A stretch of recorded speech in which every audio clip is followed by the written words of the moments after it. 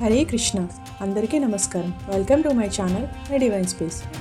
భగవంతునికి కుల మత భేదాలు ఉండవు. భగవంతుడు భక్తికే ప్రసన్నుడవుతాడు. భక్తి మరియు ప్రేమ ఉన్న చోట భగవంతుడు ఉంటాడు. ఈ విశ్వానికి సృష్టికర్త అయిన భగవంతుడు తన బిడ్డలుగా మనందరినీ ఒకేలాగా ప్రేమిస్తాడు. కానీ మనుషులు మాత్రం కులం మతం అనే పట్టింపులతో గొడవలు పడుతుంటారు. భగవంతునిపై భక్తి ప్రేమకి కులం మతం ఏవీ అడ్డురావు అని చెప్పేది ఈ కథ. అది నందనార్ కథ. భారతీయ సనాతన ధర్మంలో వైష్ణవ సాంప్రదాయం, శైవ సాంప్రదాయం అనేవి అతి ప్రధానమైన సాంప్రదాయాలు. వైష్ణవ సాంప్రదాయంలో శ్రీ మహావిష్ణువుని పూజించే భక్తులను ఆల్వార్లు అని, శైవ సాంప్రదాయంలో మహాశివుణ్ణి పూజించే భక్తులను నాయనార్లు అని పిలిచేవారు. ఆల్వార్లు మొత్తం 12 మంది ఉంటే నాయనార్లు మొత్తం 63 మంది ఉండేవారు. ఈ 63 నాయనార్లలో 18వ వ్యక్తి నందనార్. ఈయన మహాశివభక్తుడు. నందనార్ తమిళనాడులోని ఆదనూరు అనే చిన్న గ్రామంలో జన్మించారు. ఈయనకి చిన్నతనం నుండి శివభక్తి ఎక్కువ. ఈయన చాలా తక్కువ కులంలో జన్మించారు. వీరు చనిపోయిన పశువుల చర్మాలతో సంగీత వాయిద్యాలు చేసే కులంలో జన్మించారు. ఇటువంటి కులంలో పుట్టిన వారికి దేవాలయంలోకి అనుమతి ఉండేది కాదు. 63 మంది నాయనార్లలో ఇలా తక్కువ కులంలో జన్మించి అపారమైన శివభక్తుడిగా మారింది ఈ నందనార్ మాత్రమే. పూర్వకాలంలో అంటరానితనం చాలా ఎక్కువగా ఉండేది. తక్కువ కులం వారిని ఊర్లోకి రావడానికి అనుమతించేవారు కాదు. అలాగే వారిని తాకడానికి కూడా ఎవరూ ఇష్టపడేవారు కాదు. ఇక అటువంటి వారికి దేవాలయంలో ఆలయ ప్రవేశం కూడా నిషేధించేవారు. కానీ నందనార్కి చిన్నప్పటి నుంచి శివుడంటే చాలా ఇష్టం ఉండడం వల్ల ఆయన్ని దర్శించాలని కోరుకునేవాడు. కానీ గుడికి వెళ్ళి ఆయన్ని చూడడం అతనికి సాధ్యమయ్యేది కాదు. అందువలన రోజు అతను తెల్లవారుజాముని కావేరీ నదిలో స్నానం చేసి నుదుటున విభూది ధరించి శివాలయం వద్దకు వెళ్ళి బయట నిలబడి శివాలయ గోపురాన్ని శివుడుగా భావించి నమస్కారం చేసుకునేవాడు. ఇలా శివభక్తిలో అతడు పెరిగి పెద్దవాడవుతాడు. ఒకరోజు ఒక స్వామీజీ వారి ఊరికి ప్రవచనాలు చెప్పడానికి వస్తాడు. ఆ స్వామీజీ నందనార్ని పిలిచి ఈ ఊరికి దగ్గరలోని తిరుపుంగూర్ అనే క్షేత్రం ఉందని, అక్కడ శివుడు చాలా మహిమలు కలవాడని, నువ్వు వెళ్ళి ఒక్కసారి దర్శనం చేసుకొని రా అని చెప్తాడు. అతను చాలా ఉత్సాహంతో తిరుపుంగూర్కి బయలుదేరతాడు. గుడి దగ్గరికి ప్రవేశించేటప్పటికి ఆలయ ధర్మకర్తలంతా వచ్చి తన కులం వాళ్ళు ధ్వజస్తంభం దాటి ఆలయం లోపలికి వెళ్ళకూడదు అని అతన్ని అక్కడే ఆపేస్తారు. దానికి నందనార్ చాలా బాధపడతాడు. ఇక చేసేది లేక బయట నుండి నేను దర్శనం చేసుకుంటాను అని అనుకుంటాడు. బయట నుంచి దర్శనం చేసుకుంటూనే గర్భాలయంలో ఉన్న శివుడు కనిపిస్తాడేమో అని ఇతను ఆశగా చూస్తాడు. కానీ ఎంత ప్రయత్నించినా శివలింగ దర్శనం మాత్రం అవ్వదు. ఎందుకంటే ఆ దేవాలయంలో నంది చాలా పెద్దగా ఉంటుంది. నందనార్ శివుణ్ణి చూడాలంటే ఆ నంది అడ్డుగా ఉంటుంది. అప్పుడు నందనార్ చాలా బాధపడతాడు. గుడి లోపలికి అనుమతి లేకపోయినప్పటికీ కూడా బయట నుండి నిన్ను చూసి దర్శనం చేసుకుందాం అనుకున్నాను. కానీ నాకు ఆ అదృష్టం కూడా లేదు.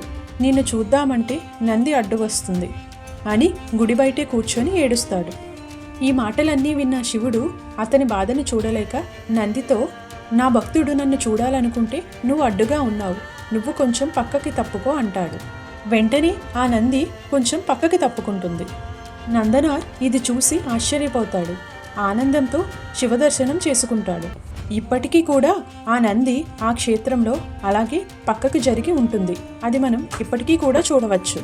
తమిళనాడులో ఉన్న వైదేశ్వరన్ క్షేత్రానికి ఈ తిరుపుంగూర్ 4 కిలోమీటర్ల దూరంలో ఉంటుంది. తనకి దర్శన భాగ్యం కల్పించిన శివుడికి ఎలాగైనా కృతజ్ఞతలు చెప్పుకోవాలని నందనార్ భావిస్తాడు. అప్పుడు ఆలయ ధర్మకర్తల వద్దకు వెళ్ళి తనకు శివదర్శనం కలిగిందని, బదులుగా ఇవ్వడానికి తన దగ్గర డబ్బులు లేవని, అందువలన ఈ ఆలయాన్ని శుభ్రం చేసే వీలును తనకి కల్పించాలని కోరుకుంటాడు. కానీ వారు దీనికి అనుమతించరు. తక్కువ కులంలో పుట్టడం వల్ల ఆలయాన్ని శుభ్రం చేయడానికి అతనికి అనుమతి లేదని, కావాలంటే ఆలయం బయట శుభ్రం చేసుకోమని చెప్తారు. దానికి నందనార్ బయట ఏ సేవ చేయాలా అని ఆలోచిస్తాడు. అప్పుడు అతనికి ఒక ఆలోచన వస్తుంది. గుడిలో ఉన్న శివాభిషేకానికి, ఆలయాన్ని శుభ్రం చేయడానికి నీరు అవసరమని, దానికోసం ఒక చెరువుని తవ్వుదామని భావిస్తాడు. తన స్నేహితులతో కలిసి చెరువుని తవ్వడం ప్రారంభిస్తాడు. కానీ ఎంత తవ్వుతున్నప్పటికీ కూడా ఆ చెరువు తవ్వడం పూర్తి కాదు. అయితే అప్పుడు ఇలా అనుకుంటాడు, ఈ చెరువు తవ్వడం పూర్తయ్యే వరకు నేను ఏమీ తీసుకోను అని. ఇదంతా చూస్తున్న శివుడికి చాలా జాలి కలుగుతుంది. నందనార్ ఆహారం నీరు తీసుకోకుండా తన కోసం కష్టపడడం శివుడిని కదిలిస్తుంది. ఎలాగైనా నందనార్కి సహాయం చేయాలనుకుంటాడు. అక్కడున్న శివగణాలతో ఇలా అంటాడు, భూలోకంలో నా భక్తుడు కష్టపడుతున్నాడు, నేను తనకి సహాయం చేయాలి, మీరంతా కూడా నాతో రండి అని అడుగుతాడు. దానికి పార్వతీదేవి, వినాయకుడు, సుబ్రహ్మణ్య స్వామి, నంది, ప్రమదగణాలంతా కూడా తరలి భూలోకానికి వస్తారు. కార్మికుల రూపం ధరించి అక్కడ చెరువు తవ్వడానికి సహాయపడడానికి వస్తారు. ఒక్కసారిగా అంతమంది సహాయం రావడం చూసిన నందనార్ చాలా ఆనందపడతాడు. వీరంతా కలిసి సాయంత్రానికి చెరువుని తవ్వడం పూర్తి చేస్తారు. సాయంత్రం వర్షం కురిసి ఆ చెరువు అంతా నిండుతుంది. చెరువు తవ్వడం పూర్తయింది కనుక నందనార్ భోజనానికి కూర్చుంటాడు. కార్మికుడి రూపంలో ఉన్న విఘ్నేశ్వరుడు వీళ్ళకి భోజనం పెడతాడు. అప్పుడు నందనార్ వారందరికీ కృతజ్ఞతలు చెప్తాడు. దానికి విఘ్నేశ్వరుడు, మీరు కృతజ్ఞతలు చెప్పాల్సింది నాకు కాదు, మా యజమానులకి కృతజ్ఞతలు చెప్పండి. వారు ఎండలోకొచ్చి ఎప్పుడూ ఇలా కష్టపడింది లేదు, ఎప్పుడూ మందిరాల్లోనే ఉంటారు. కానీ నీకోసం ఈరోజు వాళ్ళు వచ్చి ఇలా కష్టపడ్డారు అని పార్వతీ పరమేశ్వరులను ఉద్దేశించి నందనార్తో చెప్తాడు. నందనార్ వెంటనే వారికి కృతజ్ఞతలు చెప్దామని వెళ్తాడు.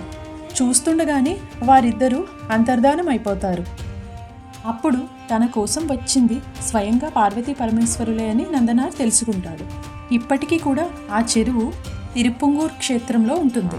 ఈ చెరువుని నందనార్ తీర్థం అని పిలుస్తారు. తరువాత ఈ నందనార్ ఒక చోట పనిలో చేరతాడు. ఆ యజమాని నందనార్ చేత ఎక్కువ పని చేయించుకొని తక్కువ జీతం ఇస్తూ ఉండేవాడు. ఒక్కోసారి అసలు జీతమే ఇచ్చేవాడు కాదు. అలాగే అతనికి సెలవులు కూడా ఇచ్చేవాడు కాదు.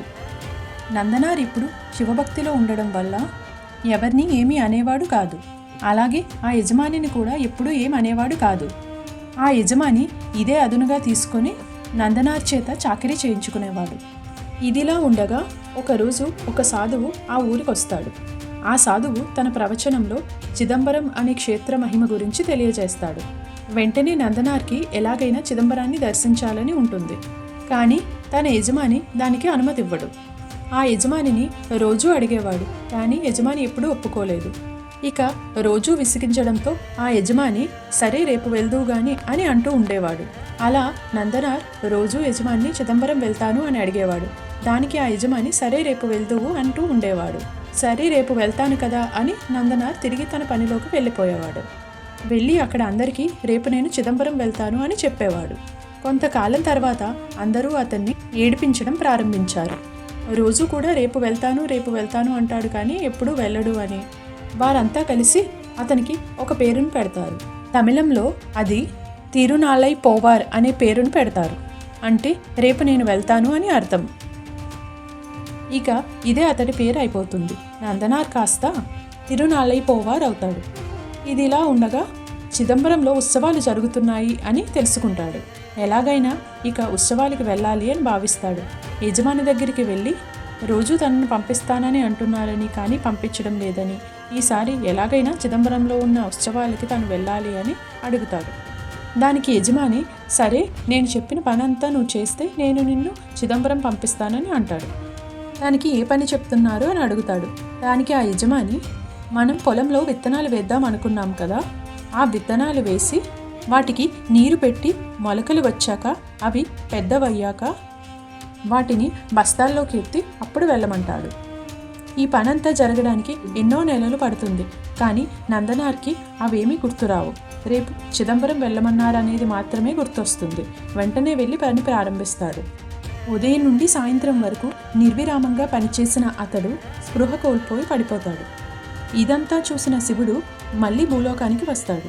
శివుడితో పాటు పార్వతీదేవి, విఘ్నేశ్వరుడు, గణాలు అందరూ వస్తారు. వచ్చి యజమాని చెప్పిన పనంతా పూర్తి చేస్తారు. పరమేశ్వరుడు ధాన్యం అంతా బస్తాల్లో మూటకట్టి యజమాని ఇంటి వద్ద పెడతాడు. తెల్లవారి యజమాని ఇదంతా చూసి ఆశ్చర్యపోతాడు. అప్పుడు నందనార్ సామాన్యుడు కాదని, పరమ శివభక్తుడు అని తెలుసుకుంటాడు. స్వయంగా శివుడే ఇదంతా చేశాడు అని గ్రహిస్తాడు.